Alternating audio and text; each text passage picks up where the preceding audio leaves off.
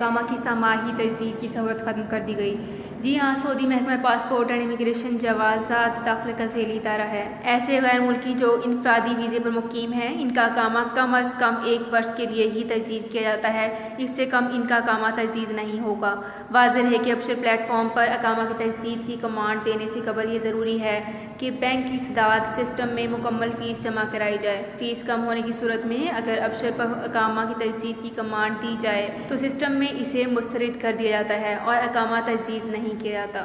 جبکہ اقامہ کی تجدید کے لیے سماعی سہولت صرف کمرشل ویزے پر مقیم غیر ملکی کارکنوں کے لیے دی جاتی ہے۔ کمرشل کارکنوں کے اقامہ 3، 6، 9 اور 12 ماہ کے لیے تجدید کرائے جا سکتے ہیں۔ تو فرینڈز، یہ تھی میری آج کی ویڈیو۔ میری اس ویڈیو کو فیس بک پیج پر زیادہ سے زیادہ شیئر کیجیے۔ شکریہ۔